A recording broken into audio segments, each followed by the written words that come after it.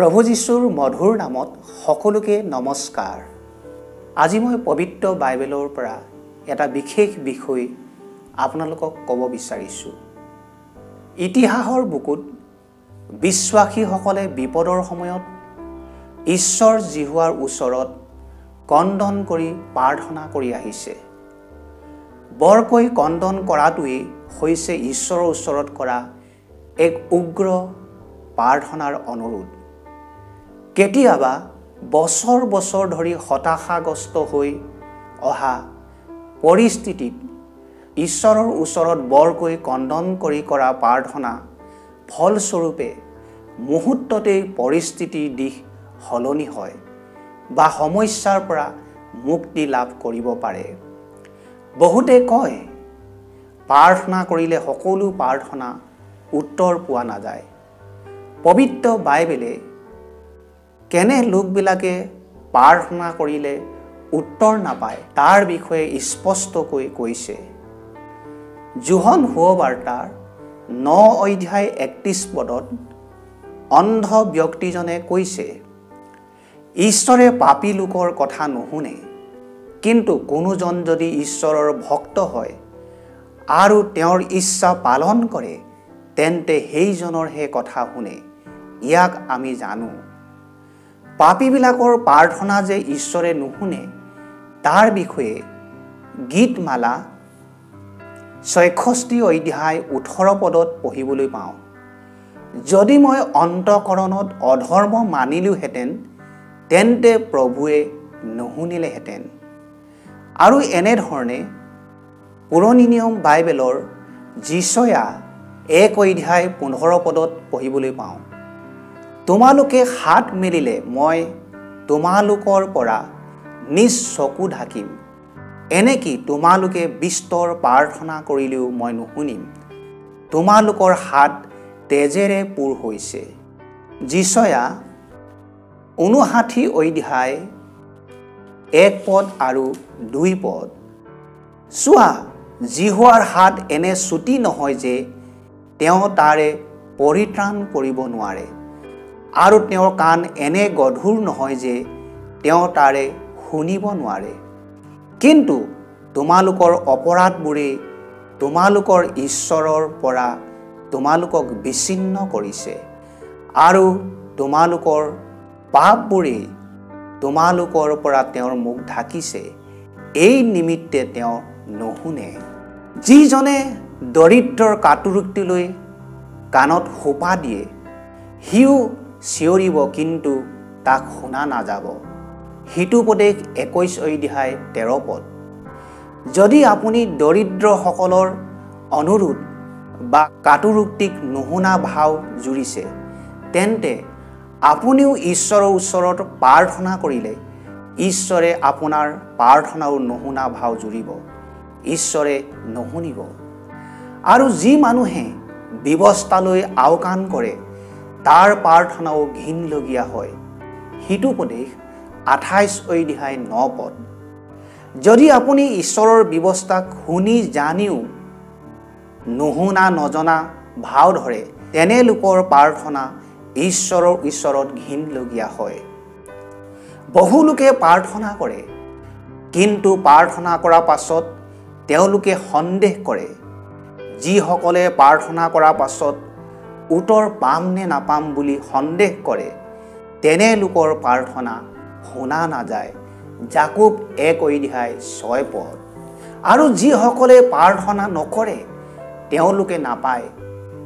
কিছুমানে প্ৰাৰ্থনা কৰিলেও নাপায়, কাৰণ তেওঁলোকে কুভাৱেৰে অৰ্থাৎ নিজ নিজ সুখাভিলাষত ব্যয় কৰিবৰ কাৰণেহে প্ৰাৰ্থনা কৰে। জাকোব 4:3। কুভাৱেৰে কৰা প্ৰাৰ্থনা ঈশ্বৰে নুশুনে। কিন্তু যিসকলে যীশুলৈ মন পালতাই ঘূৰি আহে তেওঁলোকক প্ৰভু যীশুৱে দয়া কৰে। তেওঁ তেওঁৰ পবিত্ৰ তেজেৰে তেওঁলোকক ধুই শুচি কৰে। তেওঁলোকে সকলো পাপৰ পৰা পাপ মোচন পায়।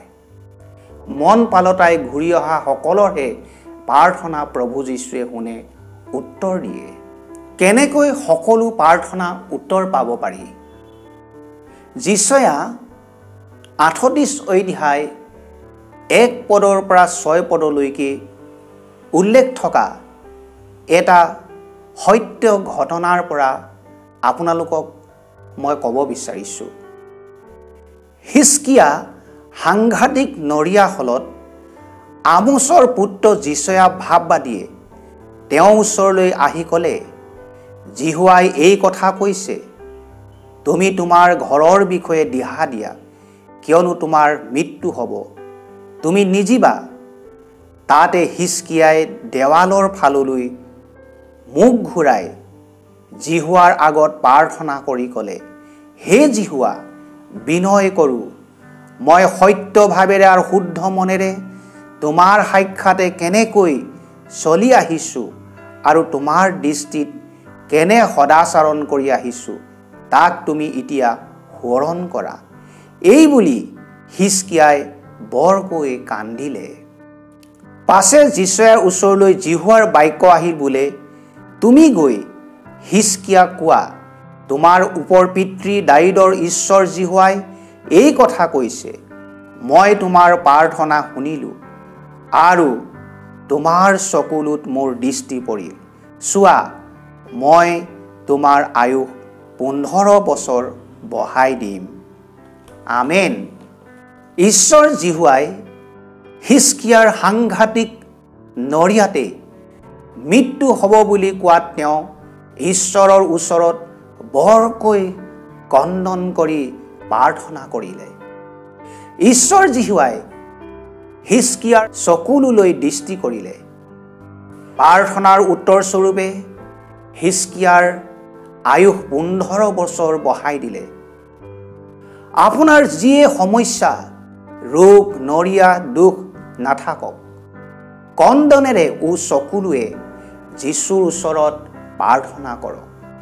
তেওঁ খন্তেকতে আপোনাৰ ৰোগ, দুখ, সমস্যা, কষ্ট আৰু শয়তানৰ বন্ধনৰ পৰা আপোনাক মুক্ত কৰিব। বাইবেলত এনে বহু ব্যক্তিসকলৰ বিষয়ে পঢ়িবলৈ পাওঁ, যিসকলে চকুলোৱে ক্ৰন্দনেৰে ঈশ্বৰ প্ৰভু যীশুৰ ওচৰত প্ৰাৰ্থনা কৰিছিল। যেনে হান্না, ৰুথ, ইষ্টেৰ, মগদালিনী মৰিয়ম আৰু জাফুৰ বিধৱাগৰাকীয়ে যেতিয়া ক্ৰন্দনেৰে প্ৰাৰ্থনা কৰিছিল, ঈশ্বৰে তেওঁলোকৰ প্ৰাৰ্থনা শুনিছিল আৰু উত্তৰ দিছিল। আজি আপোনালোকেও যদি হয় ব্যক্তিগত জীৱনত, হয় পাৰিবাৰিক জীৱনত নানা ৰকমৰ সমস্যাত আপুনি ডুব গৈ আছে, ৰোগত আছে, বহু দিনৰ পৰা সমাধান কৰিব নোৱাৰা সমস্যাত ডুব গৈ আছে, তেন্তে আজি আপুনি এই বাক্য শুনি থাকোঁতে প্ৰভু যীশু খ্ৰীষ্টৰ ওচৰত বৰকৈ ক্ৰন্দন কৰি প্ৰাৰ্থনা কৰক।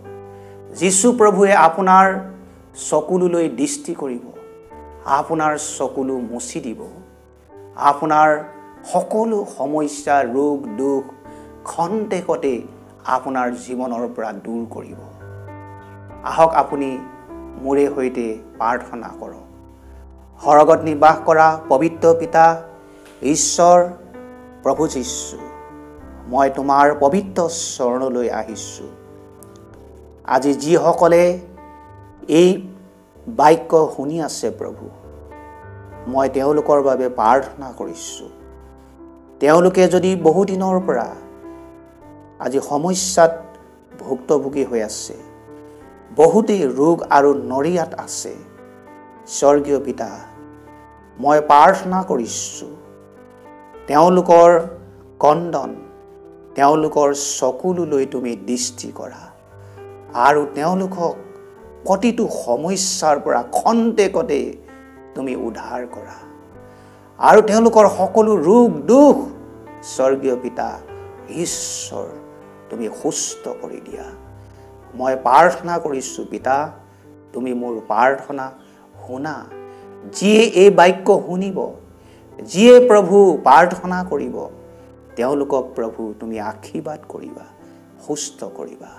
এই প্ৰাৰ্থনা উদ্ধাৰকৰ্তা জীৱিত প্ৰভু যীশু খ্ৰীষ্টৰ নামত খুজিছোঁ। আমেন।